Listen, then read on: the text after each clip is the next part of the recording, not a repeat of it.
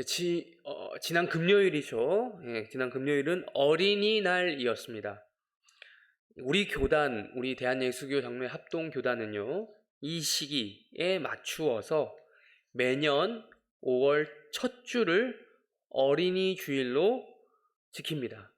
네. 이 어린이 주일의 대상은 누구겠어요? 당연히 어린이겠죠. 네. 우리 밖에 오늘 들어오시면서 보셨죠? 우리 교회 또 우리 아동부에서 이제 뭔가 특별한 또 행사를 한다고 합니다. 그래서 여러 가지로 이제 지금 교회에서 준비되어 있는 모습을 그리고 보게 되실 거고, 또 이제 이따가 하게 되는 모습을 또 보게 되실 겁니다. 이제 어린이 주일이죠, 오늘이. 당연히 어린이를 대상으로 하는 겁니다. 그렇다면 어린이는 누구를 말하는 것일까요? 어린이가 누구일까? 일반적으로 나이가 적다라는 뜻에서 어린 아이를 지칭하여 어린이라고 부릅니다. 즉, 만 6세부터 12세 사이의 아동들을 가리켜서 초등학생 또래죠, 거의. 초등학생 또래의 아이들을 가리켜서 어린이라고 부릅니다. 그런데 원래는요, 이 어리다라는 뜻은 나이의 적음을 가리키는 말이 아니었습니다. 옛날 우리 한글을 만드신 세종대왕 그때 당시만 해도, 물론 그 전에도 그런 어리다란 말이 그렇게 쓰여졌겠지만, 세종대왕이 께서 한글을 처음 만들 당시에 쓰이던 어리다라는 말은 슬기롭지 못하다, 둔하다라는 그런 뜻을, 지금 우리가 쓰고 있는 좀 어리다를 좀 늘리면 어리석다라는 말로 쓰였던 거죠. 그래서 아까 지금 방금 제가 세종대왕 말씀드렸지만 한 번쯤 들어보셨을 법한 훈민정음 서문에는 다음과 같은 내용이 기록되어 있습니다. 나라 말싸미 뒹국에 달아. 이게 무슨 말이죠? 나라의 말이 어디과 다르다? 중국과 달라. 문자와로 서르 사마띠 아니할세. 해석해 보시죠. 문자가 서로 통하지 않아서. 여기까지는 다들 많이 알고 계세요. 나라 말싸미 뒹국에 달아 문자와로 서로 사마띠 아니할세. 이거 다 외우고 계시거나 알고 계십니다. 이 다음에 이어지는 내용에 바로 이 방금 제가 말씀드린 이 단어가 나오는 거예요. 이런 전차로 어린 백성이 니르고저 홀빼이셔도라는 말이 나와요. 이걸 풀자면 이런 전차, 이런 까닭으로 어린 백성, 어리석은 백성이 이루고자 할 바가 있어도 라는 뜻입니다. 여기에 쓰인 어린 백성은 나이가 어린, 그런 나이가 적은 아동들을 가리키는 말이 아니죠. 당시 글이라고는 한문이 전부였던 시절에 글을 모르는, 즉 한문을 읽고 쓸 줄 모르는 백성들을 가리켜서 어린 백성들이라고 했던 거죠.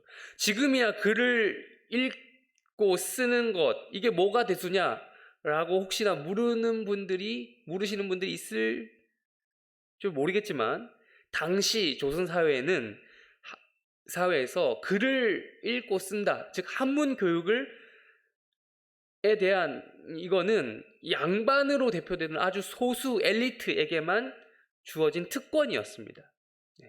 사실 우리나라가 조선시대까지 이제 뭐 거슬러 올라가지 않더라도 이제 해방 전후로만 봐도 그때 당시만 해도 문맹률이 어느 정도 있었거든요. 우리 할머님들 생각해보면, 저희 할머님만 생각해도 글을 잘 모르시던 분들이 있으셨습니다.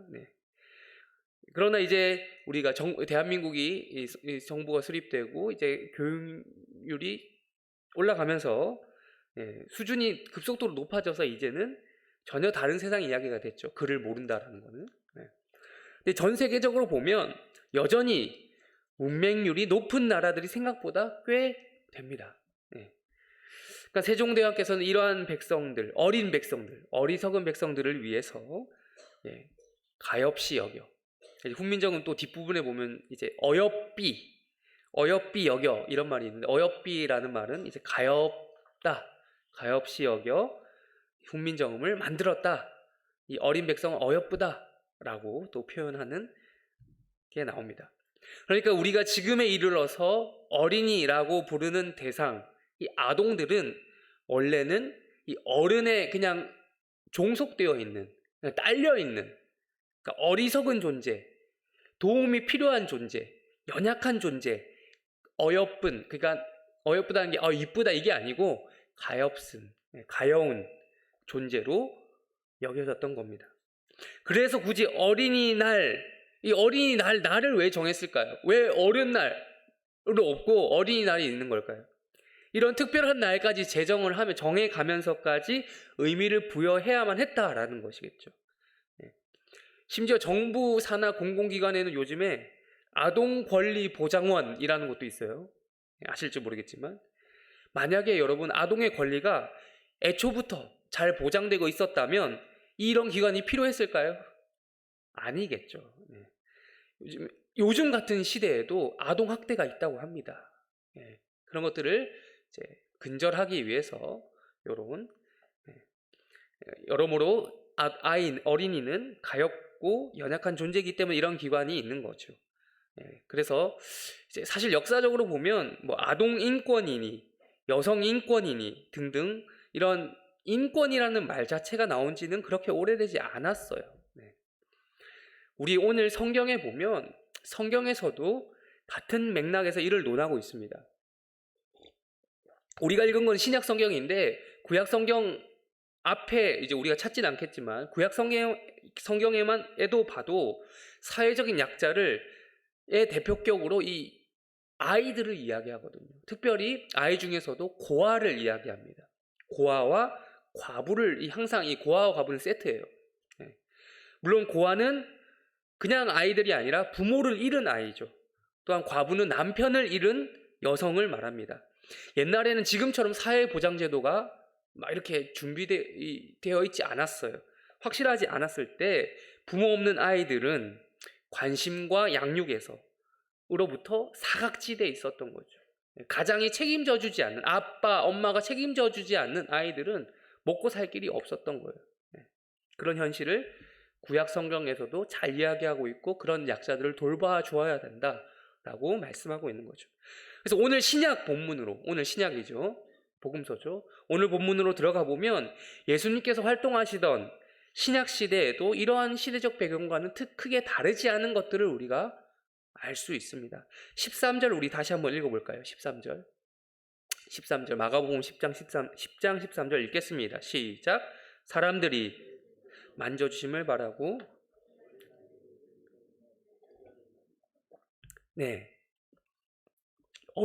여느 때처럼 사람들이 예수님께로 나왔어요. 마가복음은 총 16장이거든요, 분량이. 다른 복음서보다 조금 이렇게 좀 짧은 느낌이 있어요. 그래서 16장까지밖에 없어서 그런지 상당히 콤팩트하다 할까요, 영어로. 그 분량이 짧고 간결하다라는 거죠. 이제 지금 우리 10장이면 거의 중반을 넘어섰는데 10장 정도가 되면 이미 예수님은, 복음서가 예수님 이야기니까 10장이 넘어가면 이미 예수님은 알려질 대로 다 알려진 분이에요. 예수님의 유명세는 유대의 전 지역을 뒤덮고도 남았을 때였습니다.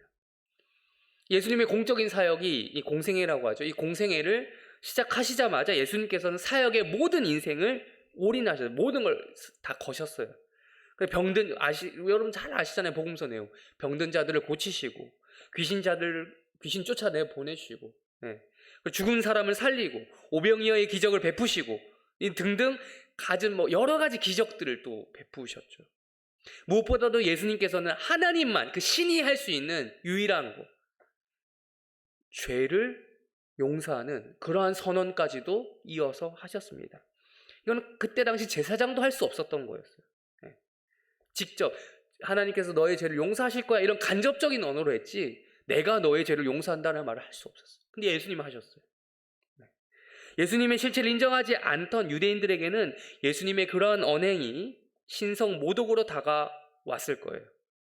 물론 이 예수님을 믿는 우리, 지금 성경을 읽고 있는 우리, 성경의 독자들이야 이 말씀 읽으면서 아무렴 그렇지. 하나님의 아들이자 삼위일체 하나님이신 그 분이, 성자 예수님이 제사함을 하는 건 뭐가 문제될 게 뭐가 있겠어? 이렇게 이야기할 수 있겠지만, 당연하다고 생각할 수 있겠지만, 당시 유대인들의 입장에서 보면 이건 충격이었던 거예요. 동시에 예수님이 전하시는 이 말씀은 탁월했을 뿐만 아니라 능력까지 있었어요. 그 따라오는 말만 번지르르게 하고 행동이 따라오지 않는, 그 능력이 따라오지 않는, 그 결과가 따라오지 않는 사람 우리는 신뢰하지 않잖아요. 근데 예수님은 말뿐만 아니라, 말의 힘만 있었던 게 아니라 능력까지 있었어요. 말 한 대로 이루어졌어요. 분명히 바리새인들, 서기관들도 똑같이 말은 했어요. 근데 그 사람들은 율법에 그 사람들도 똑똑했거든요. 율법을 잘 알았는데 뭔가 달랐던 거죠, 예수님하고. 율법에 정통한 율법 박사들보다 더 율법 박사처럼 성경을 해석해 주시는 거예요. 그러니 예수님의 인지도, 그러니까 인기, 사람들의 그 인기도는 당시 유대 지역 그 누구보다도 높았던 거예요. 하늘을 치솟을 정도로. 그러던 찰나에 지금 이 마가복음 10장, 그런 일들이 한창 일어나고 있던 중에 10장에서 예수님께 사람들이 나온 거예요. 그러니까 예수님께 사람들이 나오는 건 이상한 일이 아닌 거예요. 너무나도 당연한 일이었습니다. 그런데 오늘 말씀을 보니 그냥 온 게 아니었어요. 사람들이 어떻게 왔다고요? 누구를 데리고 왔다고요? 어린 아이들을 데리고 나왔다. 누구 어린 아이들이겠어요? 남의 자식이겠어요? 자기 애들이겠죠. 뭘 기대하며 나왔습니까? 지금 나와 있죠? 뭘 바라고? 예수님께서 만져주심을 바라고. 여러분, 예나 지금이나 그 시절의 유대 사회나 지금의 대한민국이나 부모들이 있잖아요. 똑같아요. 자기 자식 잘 되기를 바라는 마음은 똑같아요. 예수님과 같은 분이 자기 아들을 한 번이라도 만져주시면 그 아이도 어떻게 될 것 같다라는 생각이 있었을까요? 잘 될 거야. 그런 탁월한 분이 내 자식 한번 만져주면 잘 될 거야 라는 믿음이 있었기에 그런 행동들을 했던 것이죠. 지금도 보면 이런 것 있잖아요. 복권 당첨되신 분 보면 여러분 어떻게 반응하세요? 로또 됐다고 하면 여러분 어떻게 하셔요? 가서 손이라도 한번 만져보고 싶고 이런 거 없으세요? 그런 사람도 있던데. 이게 미신 같긴 하지만 그런 기운을 빌린다거나 이런 말 있잖아요. 기운 전달받는. 꼭 그런 의도가 아니더라도 사회적으로 우리가 명망 있는 사람들 있잖아요. 정치인이라든지 연예인이라든지 그리고 스포츠 스타 이런 사람들 보면 뭔가 말 걸 수 있는 상황이면 말을 걸고 싶고, 내가 정말 좋아하는 사람이면 그런 사람이면 사진도 찍고 싶고, 요즘 인증샷 많이 찍잖아요. 그런 것도 찍고, 심지어 악수도 손도 잡아보려고 하는 그런 마음하고 비슷하다라고 볼 수 있겠어요. 그러면 그가 가진 기운이 전달된다고 생각하든지, 그게 아니더라도 꼭 그런 의미까지는 아니더라도 그 사람과 접촉에 따른 어떤 영광스러움이 내가 살아갈 인생에 앞으로 오늘과 내일 이런 거에 아주 긍정적인 에너지를 준다라고 생각하기 때문에 그런 것이죠. 실제로 당시 유대 사회에서는요, 이 어린이들을 랍비라고 하죠. 랍비가 뭔지 아십니까? 랍비? 유대인들 중에 선생님들, 특별한 아주 선생님들. 우리나라로 치면 훈장님이라고 할까요? 근데 훈장님이라고 하면 너무 급이 떨어지는 느낌인데, 어쨌든 그런 존경받는 선생님들, 그런 선생님들에게 축복을 받도록 아이들을 데려가는 그런 관습이 있었다고 합니다. 그러니까 랍비 중에 랍비이신 예수님께 아이들을 데려가서 축복을 받게 하는 것은 너무나도 당연한 처사였겠죠. 그냥 랍비도 아니고 예수님 정도의 이런 수준이라면. 그런데 이 상황을 아주 고가운 눈초리로 보는 사람들이 있었어요. 13절 마지막 부분에 나오죠. 누굽니까? 예수님의 제자들이었습니다. 제자들은 이 하는 행동을 보니 마치 연예인을 호위하는 매니저 같아요. 네. 13절 마지막에 보니 제자들이 이 사람들을 어떻게 했다고요? 막 꾸짖어요. 네. 줄을 서세요. 대기 번호표 받으세요. 1번부터 쭉쭉. 이것도 아니고 가라는 거예요. 감히 어디냐고 여기가. 애들은 가라는 거예요. 아이들을 데려온 부모들을 비난하는, 이게 꾸짖다라는 말을 바꿔 말하면 비난하다라는. 그러니까 꾸짖다라고 하면 뭔가 막 그런 약간 좀 이게 고상한 말이었는데 비난한 거예요. 막 거의 뭐 욕한 거예요. 거의. 감히 여기가 어디라고 데리고 왔나는 거죠. 아마 제자들은요, 예수님의 올라간 인지도, 예수님의 급을 고려했던 것 같습니다. 나름대로 관리하려고 했던 거죠. 네. 우리 위대하신 예수님, 그리고 고귀하신 예수님, 우리 예수님이 지금 급이 있지. 예수님 만나는 그 대상이 있는데, 우리 예수님은 대제사장급으로 그렇게 노는 분이신데, 지금 이렇게 당신들이 데려온 한낱 우리 꼬맹이들에게 시간을 쓸 여유가 없다라는 거죠. 네. 이미 예수님은 제자들이 볼 때는 스타덤에 올랐던 거죠. 예수님이 애들이랑 지금 상대할 게 아니라 유대 사회의 상위 1% 이런 사람들하고 놀아야 하셔야 된다는 겁니다. 그런 여력이 없다는 거예요. 급이 다르다라는 생각을 했던 거죠. 제자들은 그렇게 판단했고요. 그렇게 예수님을 관리하려고 했습니다. 그래서 부모들을 꾸짖었는데 이에 대한 예수님의 반응이 어땠는지 우리 14절도 이어서 읽겠습니다. 시작. 예수께서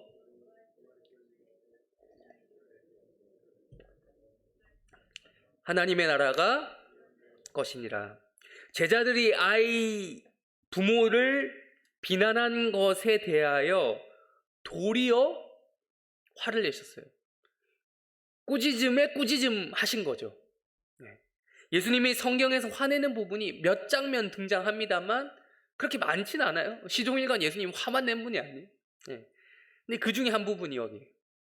예수님은 제자들의 이러한 태도를 보시며 화를 내셨어요. 화를 내시면서 이렇게 말씀하셨던 거예요. 이런 어린아이들이 내게 오는 것을 어떻게 하라? 내버려두라. 허락해라. 예수님은 십자가 지실 때 베드로가 배신할 거 알면서도 화를 내시진 않았어요. 근데 이 장면에서도 화를 내시는 거예요. 내버려두라고. 허락하라고. 그냥 이렇게 말씀 한마디만 하셔도 될 텐데 또 한마디 더 추가시키셨죠?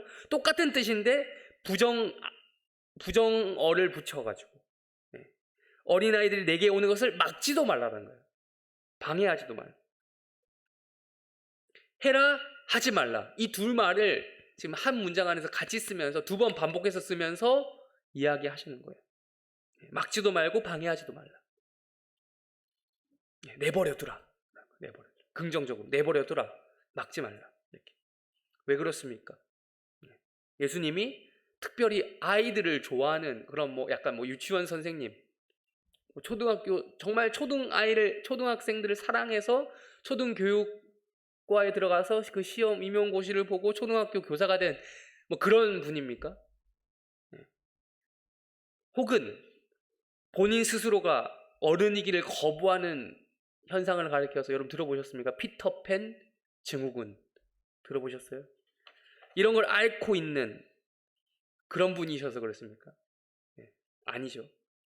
14절 하반절에 이렇게 이야기하고 계십니다. 하나님의 나라가 와 상관이 있기 때문에. 하나님의 나라가 어떤 자? 이런 자가 누구예요? 어린아이의 것이기 때문에. 하나님의 나라가 어린아이들과 깊은 연관이 되기 때문이었어요. 지금 니들이 그렇게 찾는 하나님의 나라 있잖아. 그거 너희들이 그렇게 지금 괄시하는, 무시하는 어린아이들의 것이야 라는 거예요. 근데 지금 예수님이 말씀하시는 하나님 나라가 좀 이상한 것 같아요.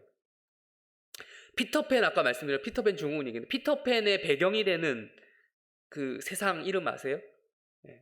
네버랜드라고 하죠. 네버랜드가 아이들이 하나님 나라, 그러니까 아이들의 것이 하나님 나라가 아이들 거라고 한다면 네버랜드 같은 그런 세상이 하나님의 나라란 말인가? 네버랜드란 말이 네버가 이제 그거죠. 네버 영어 전혀 없는 그 뜻인데 어른이 없는 세상이에요. 그 어른이 없다는 뜻도 되고 이 세상에 없는 세상이라는 뜻도 되는 거예요. 그러니까 존재하지 않는 세상이라는 뜻이겠죠. 그러니까 거기 가면 애들밖에 없고 아이들도 더 이상 나이를 안 먹는 그런 곳이래요. 그래서 네버랜드예요. 네버랜드. 없는 세상. 지금 예수님이 그런 있지도 않는 세상, 없는 세상을 말씀하시는 겁니까? 그게 아니죠. 우리는 예수님께서 말씀하시는 이 하나님 나라, 그러니까 하나님 나라가 어린이와 같은 자의 것이다라고 말씀하시는 것의 맥락을 좀 파악을 해야 돼요. 성경을 우리가 좀 읽잖아요. 성경을 우리가 읽을 때 자꾸 우리의 시선, 우리의 그 개념으로만 읽으려고 하거든요. 그러니까 하나님 나라 하면 우리가 생각하는 그 하나님 나라를 자꾸 대입시켜요. 하나님 나라 하면 천국인데 똑같은 말입니다. 마태복음에 보면 천국이라 되어 있고 이제 누가복음이나 마가복음 이런 데 보면 하나님의 나라, 하나님 나라 이렇게 적혀 있어요. 똑같은 말인데 치환돼서 쓰인 겁니다. 근데 우리는 천국 혹은 하나님 나라 하면 우리가 생각하는 천국은 이렇게 보이는 거예요. 우리 육체가 죽어서 가게 될 곳. 하나님이 우리를 기다리고 계신 영적인 곳이라는 의미에서 그것만을 떠올립니다. 그러나 성경이 쓰여진 당시에 하나님 나라가 뭔지도 알아야 돼요. 그것만 알면 안 돼요. 그게 아니라는 말이 아니고요. 그것만 알면 안 되고 두 가지 의미를 다 같이 알고 있어야 돼요. 하나님 나라라고 했을 때. 성경이 쓰여질 당시에 유대인들에게 예수님이 하나님의 나라라고 말하면 그 사람들이 죽어서 갈 그 하나님 천국 그것만 생각하지 않았다니까요. 유대인들에게 하나님 나라는 우리가 이해하고 있는 지금 말씀드린 게 영적인 나라라고 한다면, 영적인 개념이라고 한다면 그 이전에 아주 지극히 물리적인 개념, 현실에 있어야 될 어떤 나라를 생각한다라는 거예요. 실제적인 개념이었어요. 아주 물리적이고 아주 실제적인 개념이었어요. 그게 뭐냐면 바로 그 옛날 그들 역사 가운데 있었던 그 나라 있잖아요. 그들의 영광스러운 시대 뭡니까? 구약 이스라엘 다윗 왕국이었던 거예요. 다윗 왕국 때 이스라엘 어땠습니까? 아주 잘 먹고 잘 살고 이방민족 전쟁할 때마다 이기고 이런 아주 영광스러운 나라였잖아요. 지금도 이스라엘 국기에 보면 뭐가 있어요? 흰색 바탕에 중간에 뭐 있어요? 그 별이 무슨 별이라고 부릅니까? 다윗의 별이잖아요. 그러니까 그 시절 그걸 꿈꾸면서 지금 그 나라를 지금도 재건하고 있는 그런 거거든요. 근데 유대인들이 2000년 전에 예수님 오셨을 때도 그런 관념을 그대로 갖고 있었던 거예요. 그게 재현되는 것이 하나님 나라가 이루어지는 거였습니다. 그 시절의 영광을 되찾는 거였어요. 그게 하나님 나라가 이루어지는 거였어요. 그 사람들을 볼 때. 그러기 위해서는 해결해야 될 난관이 있었어요. 과제가 있었어요. 2000년 전 당시에 뭐가 문제였어요? 그때 당시 이스라엘, 유대는 안타깝게도 로마의 지배를 받고 있었어요. 독립국가가 아니었어요. 그들만의 나라가 아니었어요. 식민 지배를 받고 있었어요. 로마로부터 독립을 우선적으로 했어야만 했어요. 그 독립을 이루기 위해서는 그들이 기다리고 있었던 어떤 존재가 있었어요. 구약 성경에 계속해서 말하는 누구요? 메시아. 독립을 이루어줄 넥스트 다윗이 필요했던 거예요. 그래서 다윗의 자손 예수여라는 말이 복음서에 계속 나오죠. 이게 다윗의 혈통, 왕으로 오실 그 누군가를 기다리는 그 유대인들의 애타는 마음이었어요. 메시아가 나타나서 독립을 짜잔하고 해줘야 돼요. 로마의 압제 가운데 놓여 있었던 유대인들은 그 누구보다도 독립을 원했습니다. 우리나라가 일제의 치하에 있었죠. 강점기를 보냈죠. 몇 년? 35년, 약 35년간의 강점기를 보내면서 당했던 수치심이 있잖아요. 우리 민족 가운데. 그 이상으로 유대인들은 그 이상으로 아주 분개했어요. 집단적으로 민족적으로 반란을 일으키잖아요. 그러기 위해서는 그들을 인도해줄, 그들을 지도해줄 아주 강력한 카리스마를 가진 지도자가 필요했던 거예요. 정치력, 군사 동원력 이런 것 등등을 갖춘 아주 전략이 뛰어나고 전쟁을 이길 수 있게 만드는 그런 장군을 메시아 상으로 그려놨던 거죠. 그런 걸 하려면 세상 돌아가는 것도 빠싹해야 되고 예민해야 되고 두뇌 회전도 빨라야 했습니다. 근데 이러한 대업 앞에서 절대로 지켜야 될 수칙이 있습니다. 이러한 대업을 수행하기 위해서 바로 애들처럼 행동해서는 안 된다는 거예요. 애들처럼 굴면 안 되는 거예요. 어린이처럼 애들 있잖아요. 애들 보면 얼마나 사사로운 감정에 매입니까? 아이들 보세요. 근데 그런 거에 휘둘리면 안 되잖아요. 대업을 하려면. 또한 어린이처럼 순진무구해서는 절대로 민족 독립과 같은 대업을 이룰 수 없는 거예요. 민족 독립의 대업을 달성할 사람은 어른 중에서도 어른이어야 했어요. 어린아이들이 로마로부터의 독립과 같은 정치적인 개념을, 그런 정치적인 독립이 하나님 나라다 이런 개념을 이해할 리가 없거든요. 이해할 수가 없잖아요. 애들한테 이런 개념을 설명해 주려고 하면 이해가 되겠어요? 없어요. 즉 유대인들이 이해한 하나님의 나라는 어른들을 위한, 어른들에 의한 어른들의 나라였어요. 어른들의 세계였어요. 그러나 예수님은 이러한 맥락과는, 이러한 유대인들의 맥락을 아시면서도, 하나님 나라에 대한 그런 맥락을 아시면서도 전혀 딴소리를 하고 계십니다. 하나님 나라가 그런 어른들의 것이다, 너희들이 구상하는 그 나라의 지도자로 내가 가줄게 라고 하지 않으시고 아니라고 하시는, 하나님 나라가 이런 자의 것이라 할 때 이런 자를 어른이라고 하지 않고 누구요? 어린아이라고 하셨어요. 니들이 로마의 압제 속에서 그렇게 해방되기를 원하는 그 독립, 너희들이 꿈꾸는 하나님 나라는 어른들의 세계에서 일어나는 방식, 권모, 술수, 정치적인 그 무엇일 건데, 그러나 그것은 진짜 하나님 나라, 내가 너희들에게 전하고픈 하나님 나라가 아니야 라는 거예요. 하나님 나라는요, 예수님 말씀하신 하나님 나라는 어떤 이렇게 세상 돌아가는 거 이런 거 좀 파악이 느리다고 해서, 그 물정, 세상 돌아가는 물정 잘 모른다고 해서, 혹은 나이가 적다고 해서 무시받는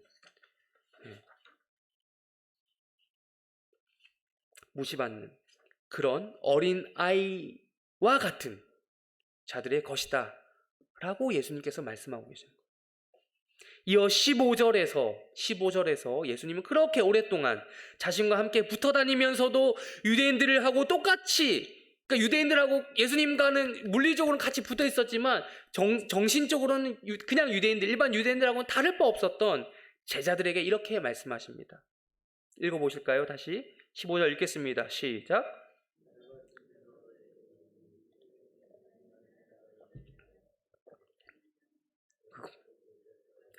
네, 예수님이 지금 이거 그냥 바리새인들이나 서기관이나 이런 예수 안 믿는 사람들한테 얘기하는 게 아니고, 예수님 쫓아다니면서 예수님 나름 신경 쓴다고 경호하겠다고 하는 그 제자들에게 하시는 말씀이에요.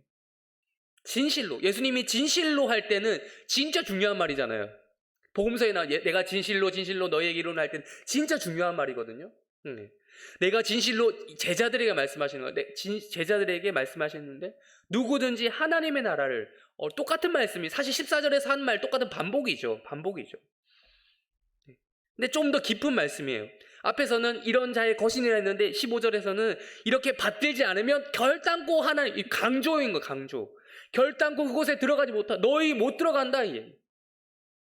제자들 보고 하시는 말씀. 제자들도 똑같은 이 유대인들의 사고방식에 매여 있어요. 그러니까 나중에 보면 예수님이 십자가에 달리시니까 제자들 어떻게 됩니까? 예수님이 그렇게 십자가 예고했는데 제자들 아유 그렇지 예수님 우리 갈 길 가셨어야 했습니까? 다 도망갔잖아요. 유대인들과 똑같은 가치관을 갖고 있어요. 하나님 나라를 어린 아이와 같이 받아들여야 들어갈 수 있다라고 예수님이 이야기하셨어요. 그렇다면 여기서 말하는 어린 아이와 같이 받아들인다라는 말은 무엇일까요? 병행 본문이 마태복음인데 오늘 찾아보진 않겠지만 똑같은 말씀이 마태복음에도 있고 누가복음에도 있어요. 다른 장에. 비슷한 말씀이 있습니다. 거의 똑같은데 조금 다릅니다. 보면 거기에는 이제 나와 있어요. 어린 아이와 같이 받아들인다는 말을 겸손으로 이야기하고 있어요. 겸손. 여기에 겸손이라는 말을 우리가 지금 마태복음에 찾지 않더라도 특출난 어떤 해석이 필요하진 않아요. 딱 보면 아시잖아요.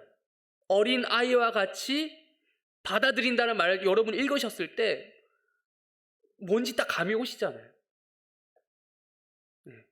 예나 지금이나 그때 이스라엘이나 지금 대한민국이나 애들은 똑같거든요. 어린아이는요 순진합니다. 순진하다는 말에는 물론 장점도 있고요 단점도 있어요. 이 다 들어있어요. 어린아이는 너무 순진해서 있는 뭐든 그대로 받아들이는 특성이 있어요. 말해주면 그대로 믿죠. 저만 해도 저 어린 시절이 생각이 나요. 여러분들 여러분의 소시적 기억하십니까? 저는 기억하고 있습니다. 아직 제가 그렇게 나이 여러분보다는 이제 좀 젊은 편이라 그런지 제가 초등학교 시절이 기억나요. 초등학교 때 유행했던 괴담 같은 게 있어요. 괴담. 빨간 마스크 들어보셨습니까?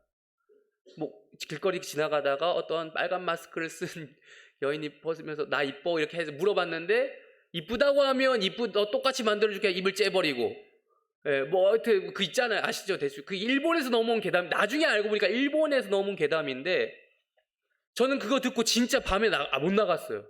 그게 초등학교 때 그게 진짜 있는 줄 알고. 이런 괴담 시리즈가 되게 유행을 했거든요. 이런 거 말고 등등. 뭐 밤에 학교 가면 이순신 장군 동상이 뭐 움직이는 이런 거 있잖아요. 이런 거 등등. 저는 진짜 그런 것보다 하고 믿었거든요. 믿었던 제 자신이 기억이 나요. 무서웠습니다. 뭐 애들도 보면 애기들도 뭐 더 어릴 때 보면 산타도 믿잖아요. 진짜 있는 줄 알고. 어른들이 말하는 그대로 믿는 게 아이들입니다. 그래서 그때 당시는 부모님들이 애들한테 이렇게 교육을 시켰어요. 모르는 어른의 말은 듣지 마. 모르는 아저씨가 맛있는 거 사준다고 따라가면 안 돼. 뭐 이런 거 있잖아요. 철저히 교육했습니다. 물론 요즘에는 그런 건 좀 상대적으로 위험은 덜하겠죠. 옛날보다만큼은 아니겠죠. 그래도 조심해야 되는 부분이 여전히 있을 겁니다. 뭐 또 제가 어릴 때 학교 끝나면 애들 대상으로 초등학생들 대상으로 뭐 마케팅을 하는데 되게 거의 뭐 사기에 가까운 마케팅하는 사람들이 많았어요. 학습지 신청하면 뭐 게임기 준다 뭐 이런 식으로 막. 근데 이제 뭐든지 의심하기 시작하는 순간이 언제냐? 그때는 애가 아닌 거예요 이제. 의심하기 시작하면 어린이가 아닙니다. 청소년 혹은 사춘기가 시작된 거예요. 예수님께서는 이렇게 순진하게 있는 그대로 받아들이는 이 어린 아이처럼 하나님의 나라를 받아들여야 된다. 이 특징을 가지고 이야기하시는 거예요. 이 특징을 잡아서. 지금 예수님 앞에 나와 있는 아이들을 생각해 보세요. 지금 부모가 데리고 와서 나와 있는 애들 그려보세요. 머릿속으로. 분명 애들이 지금 자기들이 오고 싶어서 왔겠어요? 아니죠. 부모님 손에 이끌려서 나왔다고요. 아주 수동적입니다. 아이들은 수동적이에요. 또한 순종적입니다. 그들의 마음이 어땠던 간에 본심은 나중에 크고 나면 나오겠지. 근데 그때만큼은 수동적이고 순종적일 수밖에 없어요. 그럼에도 또한 순진하게 있는 그대로 받아들입니다. 이걸 가리켜서 마태복음에서는 겸손이라고 표현하고 있어요. 그 어린이들은 그 겸손하단 말이 애들이 죄인이 아니다 이런 말이 아닌 거예요. 그러니까 이 어린이들은 거기 있었던 어른들보다 자신의 부모보다 심지어 예수님과 함께 생활했던 제자들보다 더 예수님을 잘 믿던 아이들인 거예요. 사람인 거예요. 예수님이 하신 놀라운 기적들을 아마 이 아이들 중에는 직접 눈으로 못 본 아이들도 있을 거예요. 그런데 예수님께 부모님 데리고 나오면서 말했을 거 아니에요. 야, 예수님, 내가 지금 누구한테 널 데리고 가는지 알아? 하면서 이것도 하고 예수님 이것도 했고 병도 고치고. 애들은 안 봤어도 믿었을 거예요. 그 말을. 아, 진짜 그런 분 만나는 거야? 하면서. 근데 어른들을 아시죠? 우리 성경에 나오잖아요. 예수님이 그렇게 기적을 하고 해도 또 해달라고. 그걸로 됐어요가 아니라 더 해달라고 했어요. 보고도 못 믿겠다고 하는 사람들이 수두룩했어요. 근데 아이들은 아니에요. 철저히 타의에 의해 움직이는 수동적인 그런 포지션인데도 순진함을 잃지 않고 있는 그대로 믿는 아이들이었어요. 바로 그런 존재가 어린입니다.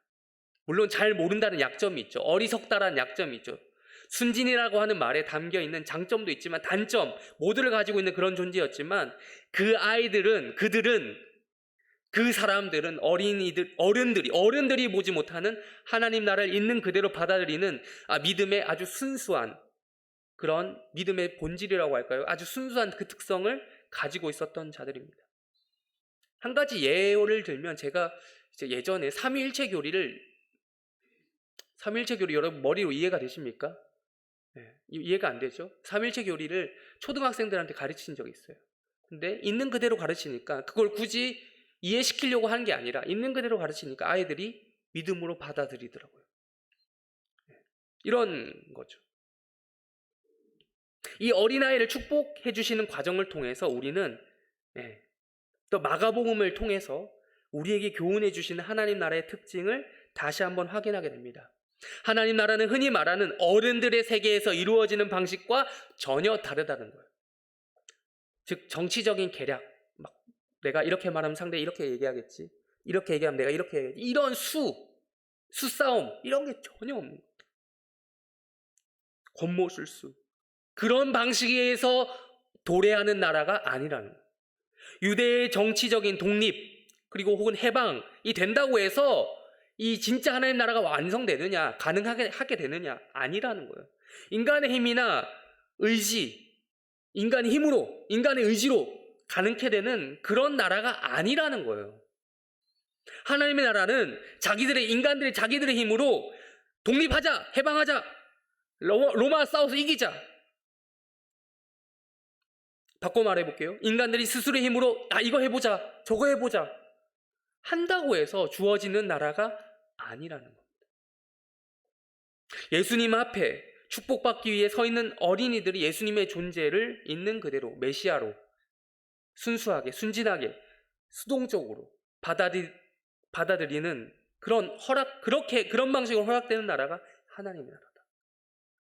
믿음으로 예수님을 메시아로 고백하는 자들에게 들어갈 수 있도록 허락되는 영적인 나라가 하나님의 나라다라는 것을 예수님은 교정시켜 주시는 거예요. 설교를 정리하겠습니다. 오늘 말씀을 통해 우리가 생각해 보기를 원하는 것이 있어요. 과연 우리는 예수님께서 말씀하신 이러한 영적인 나라를 하나님 나라로 이해하고 있습니까? 어린아이와 같은 마음으로 하나님 나라를 받아들이고 계십니까? 아니면 유대인들처럼 우리가 죽어서 좋은 곳 가는 그것도 여러분 어쩌면 그게 영적이라고 볼 수 없을 수도 있어요. 죽어서 가는 그곳을 물리적으로 생각한다면 네, 그거는 영적인 나라가 아닌 거죠. 유대인들처럼 내가 원하는 나라, 물리적으로 이 땅에서 어떻게 내가 잘 살아보고픈, 어떤 구현해 보고픈, 내가 꿈꾸는 이상향, 이름만 바꾸어서 그걸 하나님 나라로 원래는 내 나라인데 간판만 바꾸는 거죠. 하나님 나라로. 오늘 제가 앞에 설명했던 말로 바꾸면 어른들을 위한 나라, 어른들의 나라를 하나님 나라로 이해하고 있는 것은 아닙니까? 네. 비록 생각이 굳어진 어른일 수도 있습니다. 우리가 그렇다 하더라도 오늘 말씀을 통해서 우리가 어린 아이와 같은 마음으로 하나님 나라를 받아들이는 그런 어른이들이 되시기를 주님의 이름으로 축원합니다. 여러분 어른이라는 말을 제가 꺼냈는데 혹시 어른이라는 말 들어보셨어요? 네. 요즘 유행하는 말입니다. 요즘이라고 말하기엔 좀 됐는데 네. 쉽게 말하면 몸은 어른인데 정신적으로 마음적으로 아이인 상태를 가리켜서 어른이라고 해요. 이제 어른이들의 취미활동 이러면은 애들 가지고 노는 장난감 있잖아요. 이런 것도 가지고 노는 사람을 가리켜서 어른이라고 해요. 어릴 때 그 마음은 전 이해가 돼요. 어릴 때 제가 사고 싶었던 장난감이 있는데 그때는 돈이 없어서 못 산 거예요. 근데 이제 나이를 먹고 경제력이 있고 구매력이 있다 보니까 그때 걸 지금 사는 거예요. 이런 등등 이런 어른이들. 이러한 의미에서 우리는 영적인 의미에서 어른이가 되어야 돼요. 우리 교회 표에 보면 뭐라고 적혀있어요? 중간에 오직 어린이. 예. 요거 읽으면 자꾸 남 생각나죠. 내 자녀. 내 자녀도 남이니까 담임 목사님 하신 말씀이 늘 가까운 남이다 하죠. 내 자녀, 내 손주, 그리고 오늘 뭐 아동부, 청소년부, 오직 어린이 그렇게 생각나는데 그러면 안 돼. 그거에 끝나면 여기 오직 어린이 나도 포함시켜야 돼요. 나도. 오늘 어린이 주일이라고 했는데요. 오늘 우리는 우리 자신은 어른이 주일로 지켜야 되는 거예요. 오늘 설교 제목처럼. 그러니까 남의 일처럼 생각해서는 안 되는 거예요. 애들 일을 진짜 애들 일로 생각해서는 안 된다는 거죠. 내가 지켜야 되는 주일, 어른이 주일로 생각해야 된다. 그렇게 오늘을 내가 지켜야 될 주일로 받아들이는 어린이들에게 또는 어른이들에게 예수님께서는 16절과 같이 반응하셨습니다. 16절 읽겠습니다. 시작. 그 어린 아이들을 안고 그들 위에 안수하시고 축복하시니라. 그래서 우리가 크게 두 가지로 기도하기를 원합니다. 첫 번째, 하나님 앞에서 어린이인 나를 위해서. 우리가 어른이라는 말이, 어린이란 말이 우리가 하나님 앞에서 그러잖아요. 하나님 앞에서 어린이인 나를 위해서 기도해야 돼. 나도요, 여러분 자신도요, 예수님의 안아주심이 필요해요. 안아주심. 예수님의 안수가, 예수님의 만지심이, 터치가 필요합니다. 주님이 주시는 복이 필요한 거예요. 우리도 한때는, 여러분도 어리셨을 때는 우리 윗세대에 의해서 다음 세대라 불리지 않으셨습니까? 저 지금 올해 40인데요. 40이 됐는데도 이제 70이 다 되어 가신 우리 부모님께서 저를 애 취급하시거든요. 어린이입니다. 저는 부모님 앞에. 이처럼 우리는 하나님 앞에서 평생 어린이입니다. 어른이 되니까 내 마음대로 신앙생활 하는데요. 제 마음대로 신앙생활 하게 되는데 이게 제 마음대로 하는 게 꼭 좋은 것만은 아니더라고요. 마찬가지로 우리는요, 처음 예수 믿었던 시절, 어린이 신앙 시절을 떠올릴 수도 있어야 됩니다. 우리 모두에게는 그런 행복했던 처음 시절이 있어요. 초신자 시절이 있어요. 있는 그대로 믿었던 어린이 신앙 기억하시죠? 초신자 특유의 순진함 있으셨죠? 좀 설있고 정리가 덜 되었지만 그 누구보다도 진실했던 그때, 그 어린이 신앙을 회복할 수 있도록 기도하시기 바랍니다. 주님께서 안수해달라고, 만져달라고, 축복해달라고 기도해야 됩니다. 마지막으로 둘째, 하나님 앞에서, 우리 앞에서 어린이인 우리 자녀를 위해서도 기도해야겠습니다. 우리 자녀들에게도 우리 예수님의 만져주심, 안아주심, 안수, 터치, 만져주심이 필요한 거예요. 주님이 주시는 복이 그 아이들에게도 필요한 겁니다. 13절에서 부모들이 자녀들 데리고 나왔을 때 어떤 거창한 영적이고 거룩한 기도 제목 가지고 나왔겠어요? 아니겠죠. 어떤 대의명분 가지고 나오지 않았겠죠.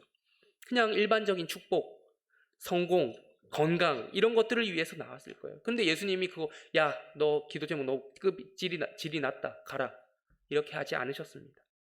꾸짖지 않으셨어요. 그걸 보고 꾸짖는 제자들을 꾸짖으셨어요. 그거라도 좋으니까요. 일단 그거라도 구하는 자들이 되시길 바랍니다. 그럼에도 그 중심에 무엇보다도 하나님 나라를 어린아이처럼 받아들이는 그 아이들이 있는 그대로 믿게 되는 구원의 역사가 일어나게 해달라고 기도하시기 바랍니다. 우리의 자녀들이 마지막 다음 세대가 되지 않도록 기도하시기 바랍니다. 혹여나 신앙이 없는 자녀들이 있으십니까? 그들이 물리적으로 신앙생활을 하지 않는다 하더라도 여러분은 포기하시면 안 됩니다. 우리의 자녀들 계속해서 예수께 데리고 나오십시오. 기도의 자리로 데리고 나오십시오. 끌고 나오십시오. 안수해달라고, 만져달라고, 축복달라고 요청하십시오. 제가 지금 데리고 나오라는 게 영적인 의미에서 얘기하는 거예요. 기도의 자리로 그 이름을 끌고 나오라는 거예요. 물리적으로 못 끌고 나오더라도 그 자리에 이름이라도 가지고 나오라는 거예요.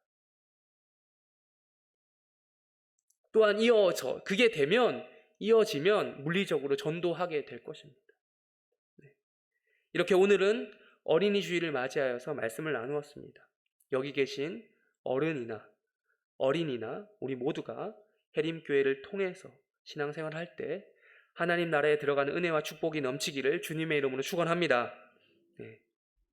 우리 찬양 한 곡 요거 부르고 기도하고 마치도록 하겠습니다. 우리 나눠드린 악보 밑에 두 번째 곡입니다. 하나님께서 당신을 통해, 오늘은 요 축복송을 하고 마치도록 하겠습니다.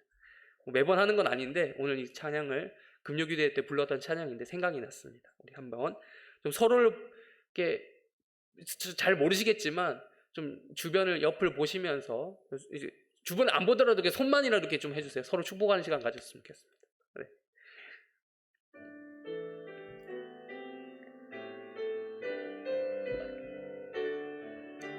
하나님께서